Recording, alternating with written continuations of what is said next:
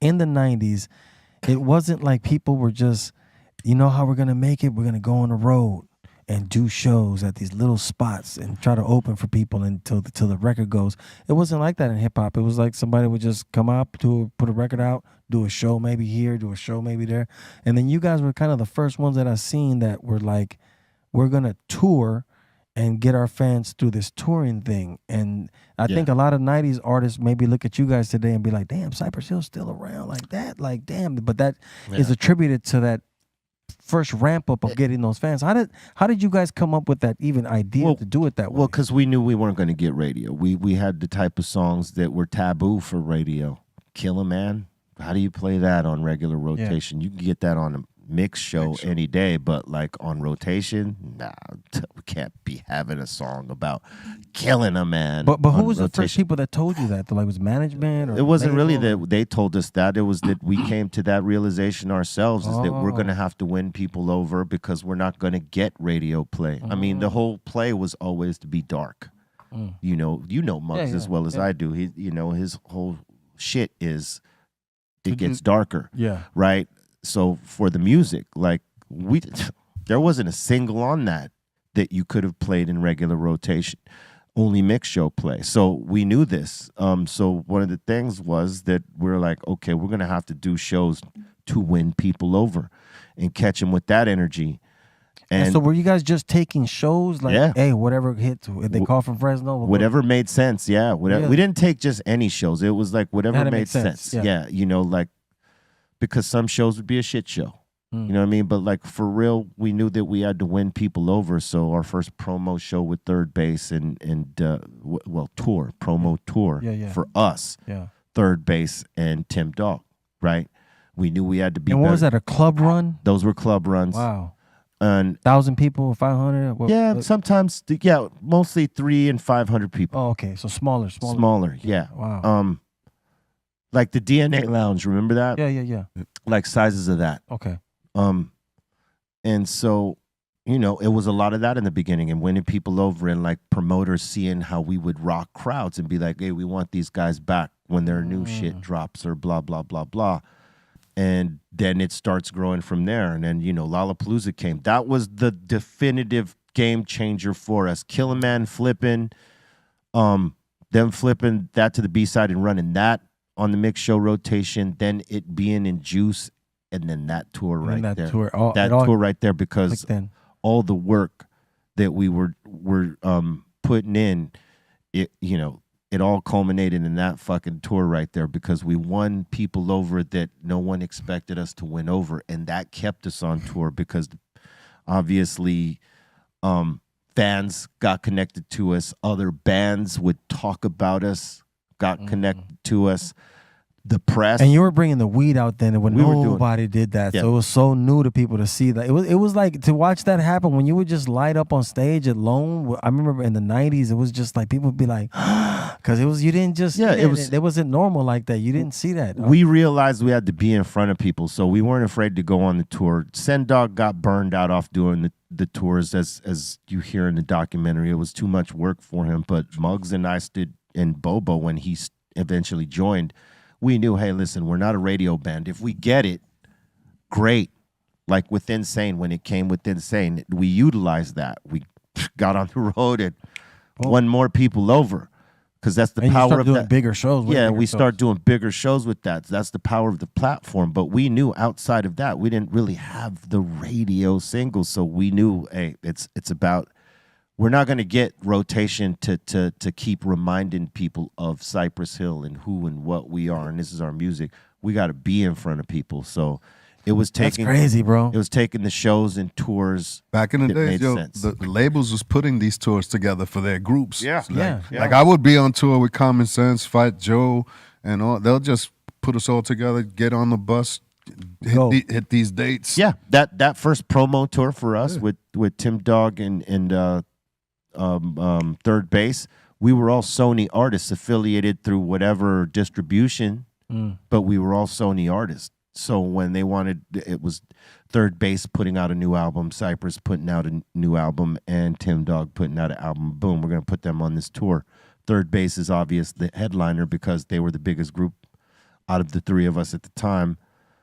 And they had history and stuff like that, and who knew that was going to be one of their last tours and stuff like that. But it made sense to Sony, so they put us out there, and sure enough, people came out to it, and we won a lot of Third Base's fans over.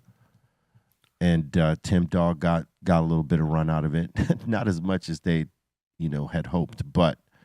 Yeah, I mean, it was. Well, I think that Lollapalooza thing took you guys over to another sure. that other scene, because Cypress is now not always been looked at as just a hip hop group. It's kind of like it's you guys play with the rock group. Just to be a part of that name, Lollapalooza is like legendary. Deftone, what was your first promo run with the Deftones?